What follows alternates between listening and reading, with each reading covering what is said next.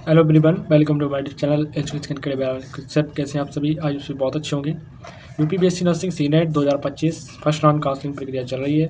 First round counselling आपका start हो चुका है। UPPSC nursing first round counselling cut off किया जाएगी, उसके रिगार्डिंग बात करूँगा। जरूर डॉक्यूमेंट क्या चाहिए, fees, counselling fees plus security fees आपकी क्या रहेगी, कॉलेज की फ़ीस क्या रहेगी, कितने नंबर रैंक पर आपको कॉलेज अलॉट होगा, 40, 50, 60, 70, 80 नंबर पर कौन सा कॉलेज अलॉट होगा, संपूर्ण जानकारी आज के इस वीडियो सेशन में दूंगा। चैनल पे नए है, चैनल को सब्सक्राइब और टेलीग्राम को अवश्य ज्वाइन कर लेना, जिससे आपके पास अटल बिहारी वाजपेयी मेडिकल यूनिवर्सिटी से रिलेटेड किसी प्रकार की कोई भी इन्फॉर्मेशन आती है बिल्कुल सटीक जानकारी के साथ आप तक पहुँचे सबसे पहले। ठीक है, और वीडियो अच्छा लगे तो वीडियो को एक बार लाइक और शेयर अवश्य कीजिएगा। तो आज के वीडियो को ध्यानपूर्वक पूरा लास्ट तक बात करिएगा, क्योंकि आज के इस वीडियो सेशन में मैं सारी इन्फॉर्मेशन आपको जो है फर्स्ट राउंड काउंसलिंग से रिलेटेड सारी जानकारी प्रोवाइड कराने वाला हूँ। ठीक है, तो सबसे पहले बात करना चाहूँगा कि आपका जो है काउंसलिंग का शेड्यूल दिखाऊँगा आपको। देखिए, अटल बिहारी वाजपेयी मेडिकल यूनिवर्सिटी पे चले आइएगा। तो सबसे पहले देखिए, अगर आप काउंसलिंग की चॉइस फिलिंग देखना चाहते हैं तो एजुकेशन क्रीड़ा की ऑफिस साइड पे चले आइए। ठीक है, और वहाँ आप देख सकते हैं UP BSc nursing, UP FMSC, CNET और यूपी पैंस के जैसे सभी जो है वीडियोस पड़े हुए हैं, एक बार उनको देखें और देखने के बाद आप जो है काउंसलिंग करें तो आपकी बढ़िया से काउंसलिंग हो पाएगी। देखिए, सबसे पहले हमें अटल बिहारी वाजपेयी मेडिकल यूनिवर्सिटी के ऑफिस साइड पे आते हैं। फर्स्ट में ऑफिस साइड पे आने के बाद देखिए, पहले हम जो है काउंसलिंग का इन्फॉर्मेशन ब्राउचर देखते हैं। तो काउंसलिंग देखिए हमारी जो चल रही है, जैसा कि आपको पता है 2 जून से काउंसलिंग स्टार्ट है और 9 जून तक जो है हम काउंसलिंग का रजिस्ट्रेशन और चॉइस फिलिंग कर सकते हैं। ठीक है, अभी आज हमारी जो है 6 जून हो चुकी है। 6 जून हमारी हो चुकी है, यानी कि अभी हमारे पास जो है 3 दिन का टाइम और बचा हुआ है, 3 डेज़ का टाइम और है। तो अभी हम जो है चॉइस को किस प्रकार से एडिट कर सकते हैं और क्या ज़रूर document during counselling and after the consultation admission time पे हमें क्या ज़रूर डॉक्यूमेंट की रिक्वायरमेंट रहेगी, कितनी फ़ीस कब कहाँ देनी है, कौन सी फ़ीस रिसिप्ट कहाँ लगानी है, क्या डॉक्यूमेंट लगेंगे, सारी इन्फॉर्मेशन आज के इस वीडियो में दूंगा। ठीक है, तो देखिए, और कई स्टूडेंट पूछेंगे कि मैंने फर्स्ट राउंड काउंसलिंग करा ली है सर, कि जो है सीट ऑफ एलोकेशन यानी कि फर्स्ट राउंड काउंसलिंग का रिजल्ट कब आएगा। तो देखिए, फर्स्ट राउंड काउंसलिंग का रिजल्ट और सीट ऑफ एलोकेशन जो आपका आएगा वो 13 जून को देखने को मिलेगा। 13 जून को आपको पता चलेगा कि आपको किस कॉलेज में सीट अलॉट हुई है या नहीं हुई है। 13 जून के बाद आप जो है 14 जून को ही जो है डिसीजन मेकिंग और कॉलेज में रिपोर्टिंग के लिए यानी कि एडमिशन के लिए जा सकते हैं।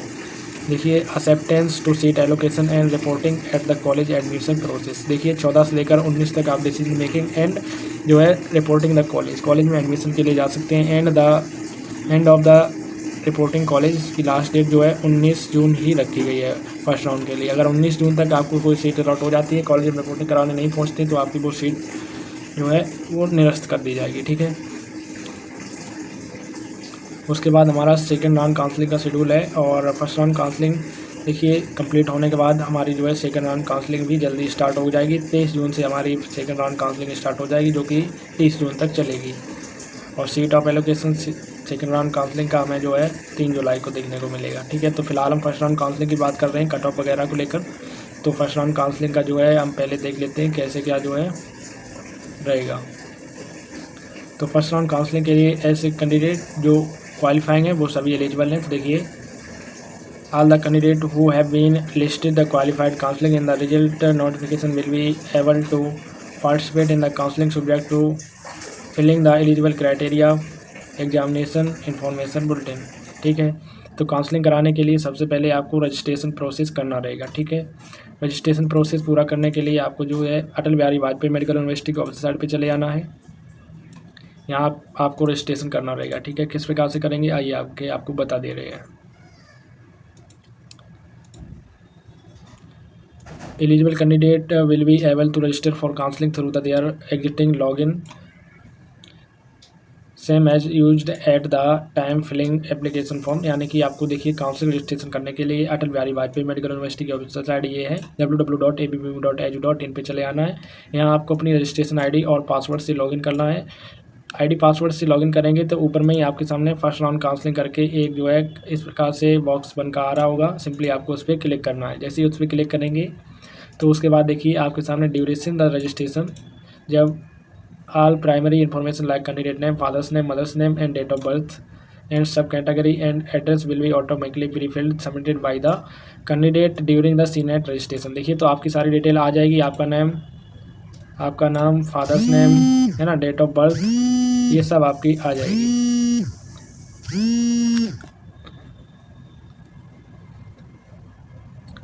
और उसके बाद देखिए आप जो है अपने, अगर ऐसे candidate who had make the appearing, जो कैंडिडेट जो 12th स्टैंडर्ड में जो है अपीयरिंग में फॉर्म भरे थे, यानी कि उनका रिजल्ट नहीं आया था, वो अपना रिजल्ट अब जो है अपडेट कर सकते हैं। 10+2 उनका क्योंकि रिजल्ट आ चुका है यूपी बोर्ड का।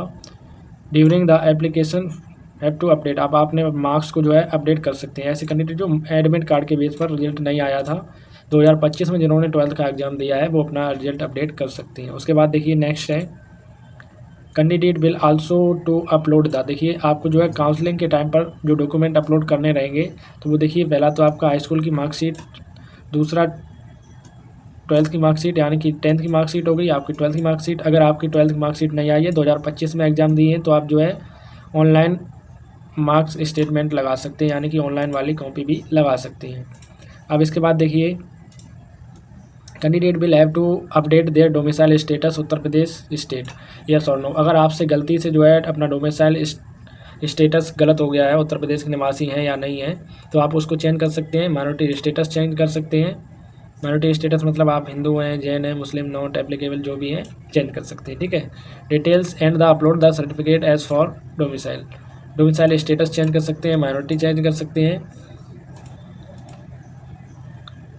कैटेगरी और सब कैटेगरी को भी आप जो है चेंज कर सकते हैं। तो देखिए अगर आपकी कोई कैटेगरी में आप भरते टाइम आपसे कोई मिस्टेक हो गई है, तो आप उसको चेंज कर सकते हैं। आप किसी कारणवश आपके पास कोई फ्रीडम फाइटर एक्स आर्मी का आपके पास सर्टिफिकेट है, आप फॉर्म भरते टाइम नहीं लगा पाए, तो आप उसको अब भी लगा सकते हैं, उसको अपडेट करके चेंज कर सकते हैं। और क्या चेंज कर सकते हैं, candidate can also update their gender information if filled wrong the format the time filling and the application form. अगर आपका जेंडर गलत हो गया फॉर्म फिलिंग करते टाइम, तो आप उसको जो है चेंज कर सकते हैं, ठीक है।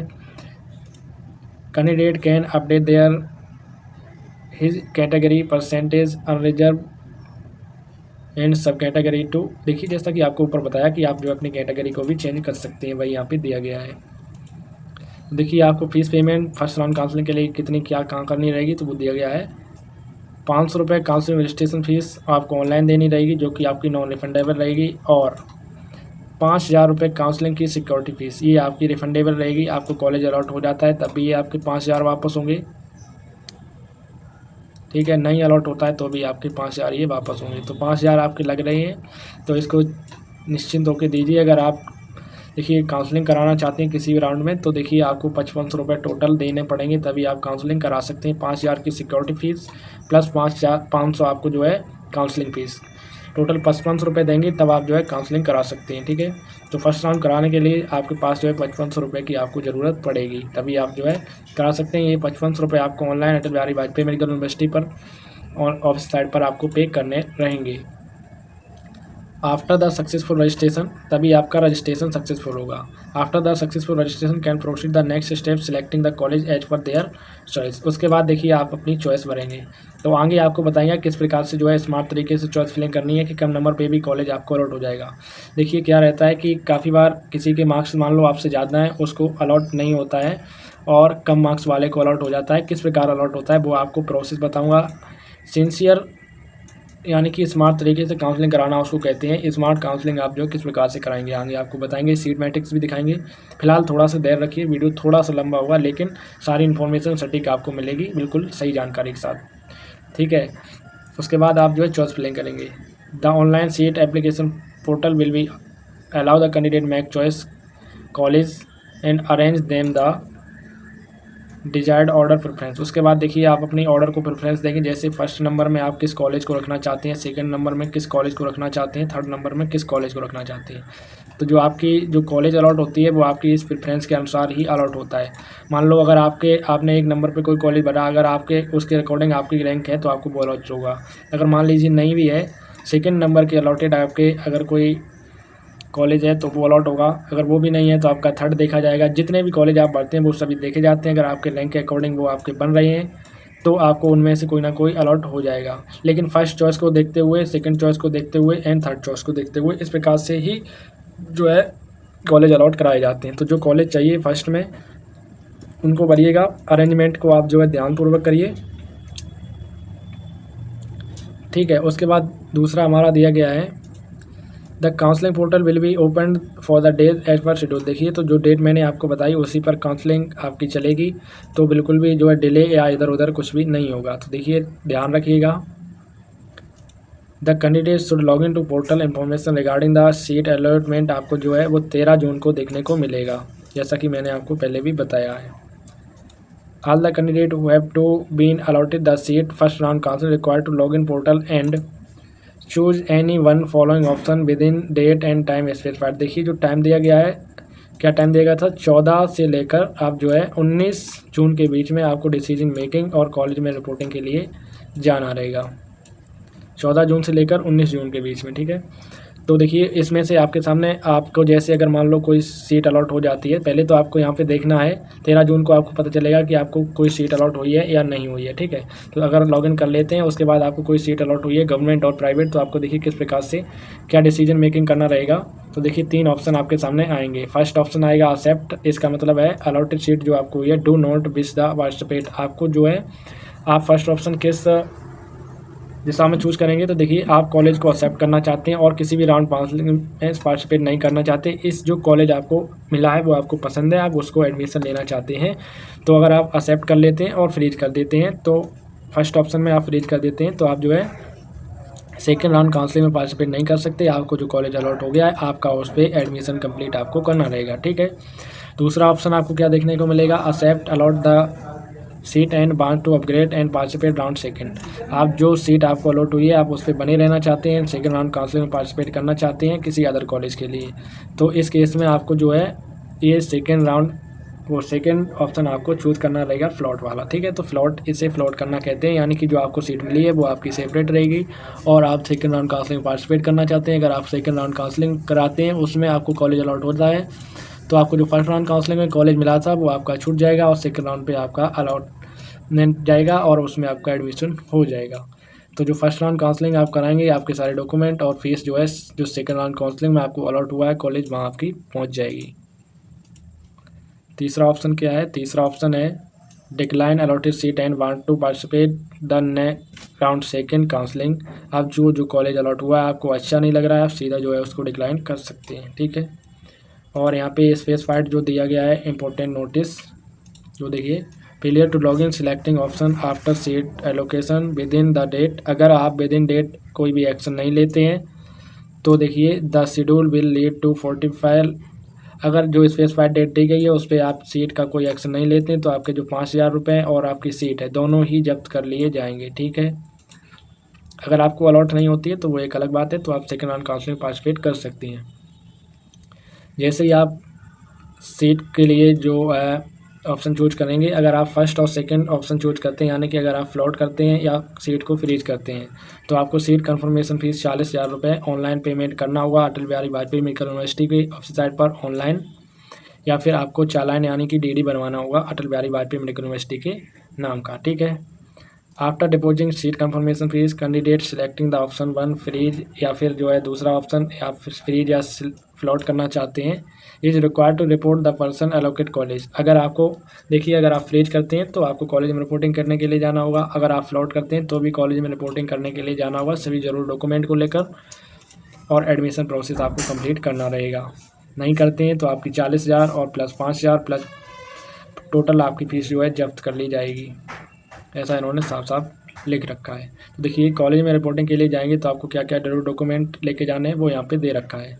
The candidate are required to carry the original certificate along with the 1 set. इन्होंने 1 सेट बोला है, मैं बोलता हूँ आप 2 सेट बनवा के ले जाइएगा सेल्फ अटेस्टेड फोटो कॉपी के, ठीक है, जो कि डॉक्यूमेंट हैं, ठीक है। Certificate eight the time reporting the allotted college. आपके पास अगर जरूर डॉक्यूमेंट नहीं रहेंगे तो आपको मिली हुई सीट आपकी जब्त हो जाएगी और एडमिशन आपका कैंसिल हो जाएगा, ठीक है। तो जरूर डॉक्यूमेंट को लेकर मैंने पहले वीडियो बनाया है, बताया हुआ है, अभी तक नहीं बनवाए हैं तो अभी भी टाइम है, बनवा लीजिए। The college will be verify the document at the end update same through college portal if eligible criteria fulfilled verified duly send provisional admission letter provide the candidate by the college. ठीक है, अगर आपके सभी document ठीक रहते हैं तो college के द्वारा आपको जो है एडमिशन लेटर प्रोवाइड कराया जाएगा। ठीक है,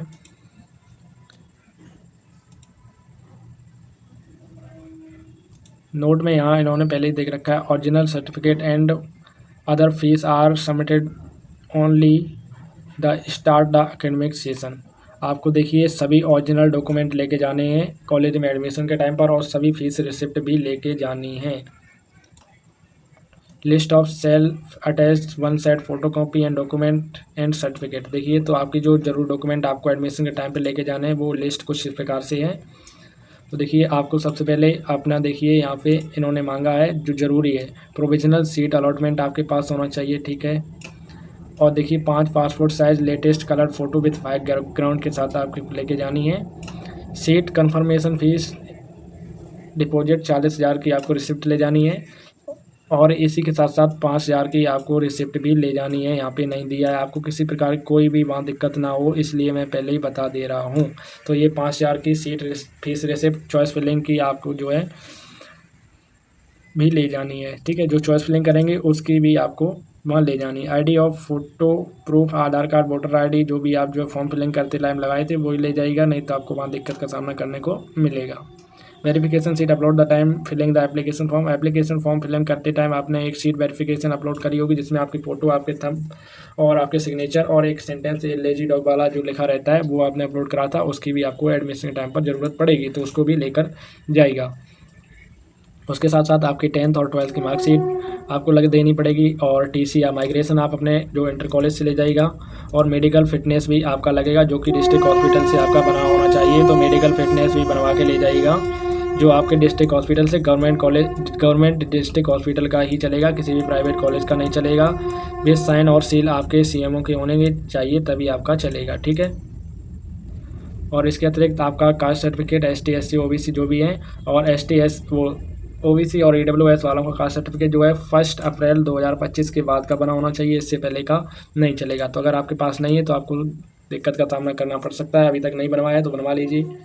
ठीक है, इसके अतिरिक्त आपके पास कोई freedom fighter, ex army, ex serviceman, NCC certificate है तो वो लगाया है तो वो भी ले जाइए। उसके बाद देखिए यहाँ पे आफ्टर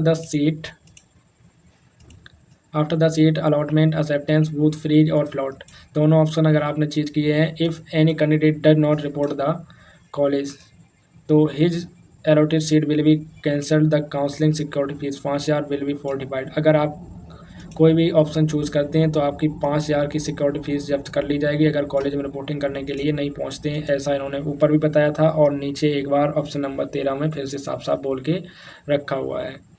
ठीक है, और एक बात का और ध्यान दीजिए, after admission the college if candidate does not resign, specified date को आप रिजाइन नहीं करते हैं और कॉलेज में नहीं जाते हैं। ठीक है, तो आपको देखिए 12/7 से लेकर आप 17/7/2025 के बीच में काउंसलिंग सिक्योरिटी फीस 5,000 एंड आपकी 40,000 सीट कंफर्मेशन फीस दोनों ही जब्त कर ली जाएंगी।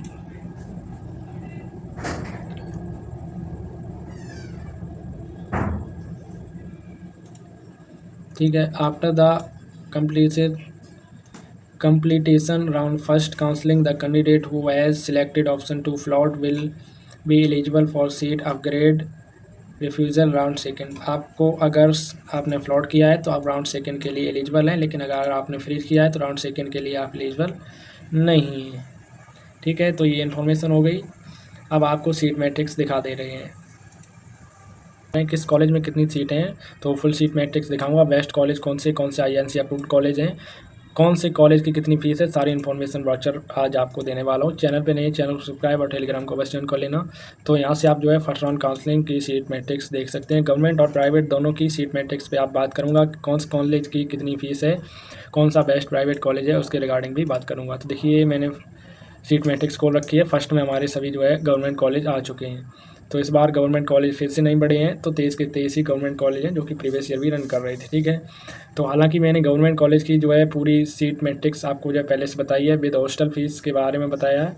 आज मैं आपको कैटेगरी वाइज फीस बताऊंगा, और साथ ही साथ सिंसियर तरीके से जो है और स्मार्ट तरीके से चॉइस फिलिंग कैसे करनी है, जिससे आपको कम नंबर पर भी आपको अच्छी सीट अलॉट हो जाए। ठीक है, क्या होता है स्मार्ट तरीके से काउंसलिंग कराने का मतलब ये होता है, क्या होता है कभी को किसी के आपसे ज़्यादा नंबर हैं उसको सीट अलॉट नहीं होती है, लेकिन कम नंबर वाले को सीट अलॉट हो जाती है। किस प्रकार से अलॉट होती है वो आपको बताएंगे। देखिए, आप जब भी चॉइस फिलिंग कर रहे हैं तो चॉइस फिलिंग करने से पहले आपको अपनी जो है सीट मैट्रिक्स को देखना है, किस कॉलेज में कितनी सीटें हैं, कैसा कॉलेज है, ठीक है, पहले ये सब देखना रहता है। मान लो किसी की रैंक आपसे अच्छी है लेकिन उसको कॉलेज अलॉट नहीं हुआ, लेकिन आपकी थोड़ी बेकार रैंक है, आपने स्मार्ट तरीके से काउंसलिंग करी, आपको कॉलेज अलॉट हो जाएगा। किस प्रकार से होगा, क्योंकि आपने स्मार्ट तरीके से काउंसलिंग करी है, ऐसे होगा। क्योंकि देखिए, काउंसलिंग कराने से पहले काउंसलिंग की देखिए जो रिजर्व सीटें रहती हैं उनको देखते हुए काउंसलिंग करानी रहती है। तो देखिए, जैसे मान लीजिए college of nursing SN medical college Agra, आपके नंबर मान लीजिए, मैंने मान लिए SN कॉलेज आगरा के लिए आपको नंबर, आपके पास 99+ नंबर की आपको ज़रूरत है, ठीक है, आपके 99 मार्क्स हैं, आपको कॉलेज अलॉट हो गया, लेकिन एक बच्चे के मार्क्स 105 थे, उसे अलॉट नहीं हुआ। किस प्रकार क्यों नहीं अलॉट हुआ, क्योंकि आपने जो देख रखी थी स्मार्ट तरीके से काउंसलिंग की प्रक्रिया देख रखी थी। क्या होती है स्मार्ट तरीके की काउंसलिंग की प्रक्रिया, देखिए मान लीजिए इस कॉलेज में 60 सीटें हैं और आपने देख रखा था कि अपनी कैटेगरी की किस कॉलेज में बढ़िया सीटें, आपने रैंक के अकॉर्डिंग कॉलेज को भरा, अपनी रैंक को देखते हुए कॉलेज को भरा, फर्स्ट प्रेफरेंस उस कॉलेज को दी जो आपको मिल सकता था। काफ़ी सारे स्टूडेंट ऐसे हैं उनके नंबर तो अच्छे हैं बट वो टॉप कॉलेज भर देते हैं, उनको अलॉट ही नहीं होता है, ठीक है। तो अपनी रैंक को देखते हुए कॉलेज को भरिए, और दूसरा सीट मैट्रिक्स में अपनी कैटेगरी की सीटों को देखते हुए कॉलेज को भरिए। तो देखिए, जिस कॉलेज में आपकी सीटें हैं, मान लो आपने ये कॉलेज भर दिया, वैसे तो आपकी सीट हर कैटेगरी की सीटें हैं हर कॉलेज में फर्स्ट राउंड में अवेलेबल, लेकिन नेक्स्ट राउंड में क्या रहेगा कि किसी कैटेगरी की सीटें ही नहीं रहेंगी, कम सीटें हैं किसी कॉलेज में, किसी में ज़्यादा है। तो सबसे पहले देख लीजिए आपकी कैटेगरी की सीटें किस कॉलेज में ज़्यादा है, उस कॉलेज को फर्स्ट प्रेफरेंस दीजिए गवर्नमेंट में, ठीक है। प्राइवेट में ऐसा नहीं होता है, प्राइवेट में सभी कॉलेज की जनरल सीट होती है, जनरल सीट अलॉट होती है, रैंक के अकॉर्डिंग अलॉट होती है। तो उसमें प्राइवेट में भरने के टाइम पे क्या रहता है कि कॉलेज कैसा चूज़ आप कर रहे हैं, ठीक है। तो ये सिर्फ गवर्नमेंट के लिए है। देखिए, आपको अपनी सीट मैट्रिक्स को देखना है, सीट मैट्रिक्स में अपनी जो है कैटेगरी की सीटों को देखना है। मान लीजिए इसमें अनरिजर्व की 24 सीटें हैं, अनरिजर्व की सीट देखनी है आपको, और अपनी कैटेगरी की, मान लीजिए आप OBC कैंडिडेट हैं, OBC की यहाँ पे 17 सीटें हैं, तो जो OBC के कैंडिडेट है वो इस पे अनरिजर्व पे भी फाइट करेगा और अपनी कैटेगरी की सीट है। ये मान लो OBC का कैंडिडेट है, ये 17 सीटें तो रिजर्व है, इसमें कोई अदर कैटेगरी वाला नहीं घुस सकता, ठीक है। लेकिन इस अनरिजर्व वाले में सभी घुसेंगे, ये ST वाला भी घुसेगा, ये SC वाला भी घुसेगा, OBC वाला भी, EWS वाला भी। इसीलिए अनरिजर्व की कट ऑफ सबसे ज़्यादा जाती है, क्योंकि ये ओपन रैंक के अकॉर्डिंग अलॉट होती है। पहले आपकी ओपन रैंक देखी जाएगी, उसके अकॉर्डिंग नहीं अलॉट होता है, तब आपकी जो है कैटेगरी रैंक के अकॉर्डिंग आपको कॉलेज अलॉट होता है, ठीक है। तो ये स्मार्ट तरीके से काउंसलिंग कराने की प्रक्रिया रहती है। तो एक बार फिर से हम जो है फीस वगैरह को देखते हुए और आपको सारी जानकारी प्रोवाइड कराएंगे, किस कैटेगरी की कितनी सीटें हैं और कितनी फ़ीस है कॉलेज की, ठीक है। SN पहला कॉलेज है SN मेडिकल कॉलेज आगरा, जिसकी 60 सीटें टोटल अवेलेबल हैं यहाँ पे। और देखिए, इसमें रिजर्व की 24 सीटें और EWS की 6 सीट और 17 सीट आपकी OBC और 12 सीट SC, 1 सीट आपकी ST की है। और फीस की बात करें तो फीस इसकी है, ये जो फीस यहाँ पे दिखाई गई है 4 ईयर की फ़ीस है, ठीक है। कोई भी स्टूडेंट ये ना समझे कि इतनी ज़्यादा गवर्नमेंट में फ़ीस है, प्राइवेट में इससे भी ज़्यादा। ये जो टोटल 4 ईयर की फ़ीस यहाँ पे दिखाई गई है, ये टोटल 4 ईयर की फ़ीस है। देखिए, आपको पूरा प्रूफ में दिखाऊँगा। 1,44,669 रुपये आपके टोटल 4 ईयर की फ़ीस है। किस प्रकार से आपको देखिए पूरा शेड्यूल के साथ दिखा रहे हैं। तो पहले देखिए फर्स्ट ईयर आपकी, देखिए ये फर्स्ट ईयर चल रहा है, ठीक। फर्स्ट ईयर में आपकी जो ट्यूशन फीस लग रही है वो 12,000 रुपये लग रही है, लाइब्रेरी फ़ीस 2,000 लग रही है, ट्रांसपोर्ट फ़ीस आपकी 2,000 लग रही है, एडमिशन फ़ीस आपकी 2,000 लग रही है, 100 रुपये आपका एप्लीकेशन फ़ीस लग रही है, और अदर चार्ज आपसे 4,000 रुपये लग रहा है। डेवलपमेंट फ़ीस आपकी 2,000 रुपये लग रही है फर्स्ट ईयर में। और इस डेवलपमेंट फ़ीस के बाद देखिए आपके स्पोर्ट चार्ज जो है 100 रुपये लग रहा है, और कंप्यूटर फ़ीस 500 रुपये लग रही है, आइडेंटिटी कार्ड की फ़ीस 100 रुपये लग रही है, और 1,000 रुपये आपकी को करिकुलर एक्टिविटी की फ़ीस लग रही है, और ट्रांसक्रिप्ट फ़ीस आपकी 200 रुपये, ₹2400 आपका हॉस्टल चार्ज और ₹2500 आपका इलेक्ट्रिक चार्ज। उसके बाद देखिए यहाँ पे सेकेंड ईयर की आपकी फ़ीस प्रारंभ हो जाती है। देखिए ट्यूशन फ़ीस ₹13,200 ही है। इसके अतिरिक्त आपसे ये अदर चार्ज मिला के इतनी फ़ीस लग रही है पर ईयर। आपको देखिए गवर्नमेंट में फर्स्ट ईयर की फ़ीस आपकी 40,000 जो सीट कन्फर्मेशन फ़ीस आप देंगे, इसके अतिरिक्त आपको एक पैसा और भी नहीं देना पड़ेगा। तो गवर्नमेंट में तो इतनी फ़ीस है, प्राइवेट में ये 40,000 फ़ीस पेमेंट करने के बाद आपसे जो है 60,000 से लेकर 80,000 रुपये और भी आपको देने पड़ेंगे। ठीक है, तो ये प्राइवेट और गवर्नमेंट की फ़ीस को लेकर बात हो गई। ठीक है, तो ये टोटल फ़ीस है यहाँ पे जो दिख रही है। गवर्नमेंट में इस फ़ीस के अतिरिक्त कोई फ़ीस नहीं ली जाएगी, लेकिन प्राइवेट में फ़ीस कम ज़्यादा हो सकती है, वो उनके अकॉर्डिंग चलेगा। ठीक है, इसी प्रकार से नेक्स्ट कॉलेज है महामाया राजकीय allopathic college medical college Ambedkar Nagar. ठीक है, 60 सीटें अवेलेबल हैं। 24 आपकी रिजर्व की, 6 EWS, 16 आपकी जो है OBC, 13 आपकी ST और एक ST की है। 13 SC की है, एक ST की है। फीस यहाँ पे देख लीजिए, फीस सेम है। फीस 1,44,669 रुपये आपकी लगने वाली है। जो ऊपर देख सकते हैं आप, ये पूरा आप यहाँ पे ये 4 ईयर की फ़ीस है। नेक्स्ट कॉलेज है कॉलेज ऑफ नर्सिंग राजकीय Dashrath autonomous state medical college Ayodhya, जिसमें 60 सीटें हैं आपकी। 24 अनरिजर्व की, 6 EWS, 17 OBC, 12 SC और एक ST की। और फीस स्ट्रक्चर इसका भी लगभग सेम होगा। हाँ, इसका फीस स्ट्रक्चर थोड़ा सा चेंज है। यहाँ पे फीस आपकी 1,33,530 रुपये लगेगी।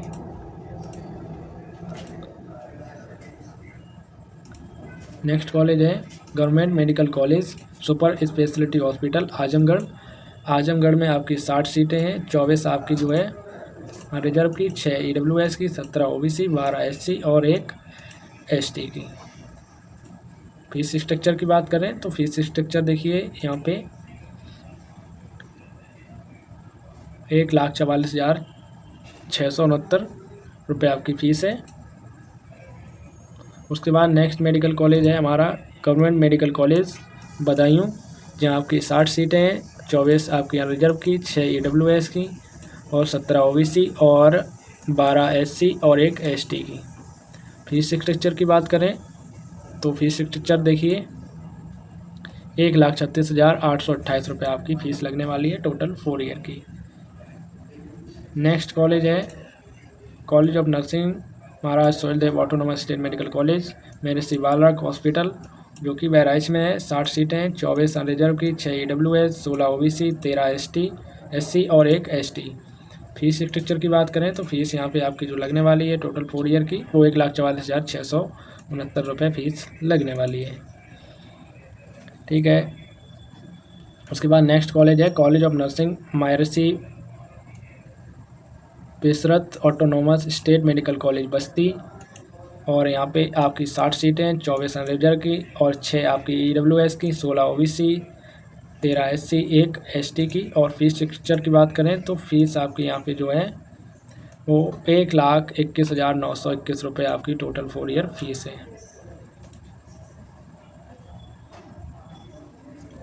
नेक्स्ट हमारा कॉलेज है autonomous state medical college Firozabad, जो कि फिरोजाबाद में है। यहाँ पे भी आपकी 60 सीटें हैं। 24 अनरिजर्व की, 6 EWS और 16 OBC, 13 SC, एक ST की।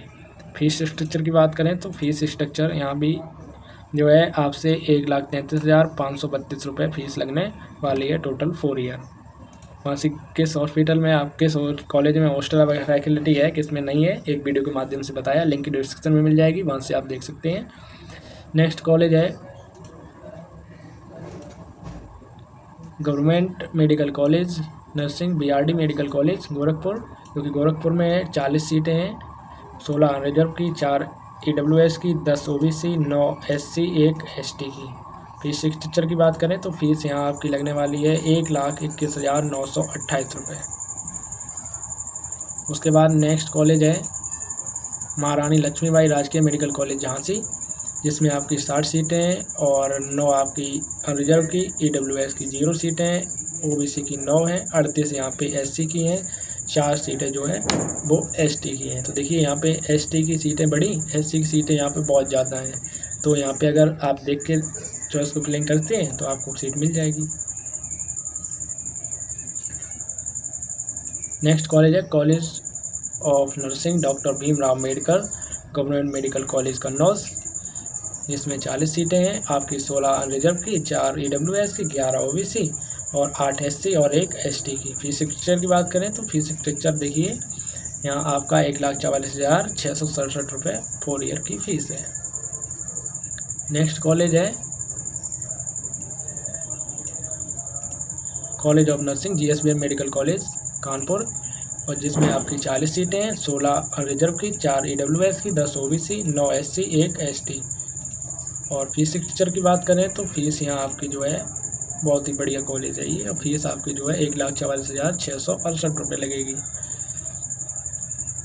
उसके बाद हमारा आ जाता है doctor Ram Manolia institute of medical science, जो कि लखनऊ में है, जिसमें आपकी 40 सीटें हैं और 16 सीटें आपकी रिजर्व की, 4 EWS, 10 OBC, 9 SC और 1 ST की। फीस स्ट्रक्चर की बात करें तो फीस देखिए टोटल 4 ईयर फीस यहाँ पे आपसे 4,64,600 लगेगी, ठीक है। और उसके बाद नेक्स्ट है KGMU मेडिकल कॉलेज लखनऊ, और जो कि लखनऊ में यहाँ पे आपकी सीटें हैं वो 110 सीट है, और जिसमें से आपकी 44 OBC में, 10 आपकी जो है 44 OBC, 11 EWS, 44 unreserved, 11 EWS, 28 OBC, 24 SC और 3 ST की सीटें हैं। फीस स्ट्रक्चर की बात करें तो फीस यहाँ पे आपकी जो लगने वाली है वो 1,17,300 रुपये फीस लगेगी। उत्तर प्रदेश का number 1 government medical college KGMU Kannauj है, जिसे किंग जॉर्ज मेडिकल यूनिवर्सिटी के नाम से जाना जाता है। नेक्स्ट है SCPGI MS college of nursing Lucknow, जिसे SCPGI कॉलेज PGI लखनऊ के नाम से जाना जाता है। 60 सीटें हैं, 24 रिजर्व की, 6 EWS की, 17 OBC, 12 SC, 1 ST। और फीस स्ट्रक्चर की बात करें तो फीस देखिए इसकी जो फीस है वो 2,56,150 रुपये 4 ईयर की टोटल फीस है। नेक्स्ट कॉलेज है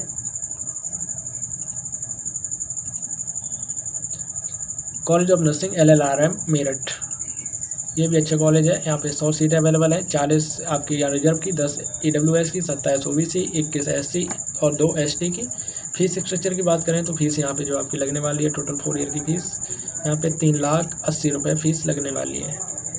उसके बाद नेक्स्ट मेडिकल कॉलेज है गवर्नमेंट मेडिकल कॉलेज उरई, जो कि उरई में है। 60 सीटें अवेलेबल हैं, 24 आपकी जो है रिजर्व की सीटें हैं, 6 EWS की, 15 OBC, 13 SC, 2 ST। और फीस स्ट्रक्चर की बात करें तो फीस आपसे जो लगने वाली है वो 1,26,400 रुपये टोटल 4 ईयर की फ़ीस लगेगी। नेक्स्ट मेडिकल कॉलेज है college of nursing government medical college Prayagraj, जो कि प्रयागराज में है। 40 सीटें हैं और जिसमें से आपकी 16 सीटें रिजर्व की, 4 EWS की, 11 OBC, 8 SC, 1 ST की सीट है। फीस स्ट्रक्चर की बात करें तो फीस देखिए टोटल 4 ईयर आपसे जो फीस लगने वाली है 1,21,928 रुपये फीस लगेगी। नेक्स्ट मेडिकल कॉलेज है गवर्नमेंट नर्सिंग कॉलेज सहारनपुर, जिसमें आपकी 60 सीटें, 24 आपकी OBC की, 24 आपके रिजर्व की, 6 EWS की, 17 OBC और 12 आपकी ST की और 1 ST की, 12 SC की और 1 ST की। फीस स्ट्रक्चर की बात करें तो फीस आपके यहाँ पे लगने वाली जो 4 ईयर 1,44,669 रुपये फीस लगेगी। उसके बाद नेक्स्ट यूनिवर्सिटी है UPMS फैकल्टी ऑफ नर्सिंग, जो कि सैफई यानी कि इटावा डिस्ट्रिक्ट में है और एक गवर्नमेंट यूनिवर्सिटी है, बहुत बढ़िया यूनिवर्सिटी है, जहाँ आपकी 24 रिजर्व की, 6 EWS की, 17 OBC, 12 SC, 1 ST की सीट अवेलेबल है। और यहाँ पे जो आपकी फ़ीस लगेगी टोटल 4 ईयर 1,30,800 रुपये फ़ीस लगेगी। नेक्स्ट कॉलेज है college of nursing autonomous state medical college Shahjahanpur, जहाँ आपकी 60 सीटें हैं और 24 रिजर्व की, 6 EWS की, 17 OBC, 12 SC और 1 ST की। फीस स्ट्रक्चर की बात करें तो फीस आपकी जो है लगने वाली है वो लगेगी यहाँ पे टोटल 4 ईयर फीस 1,33,331 रुपये।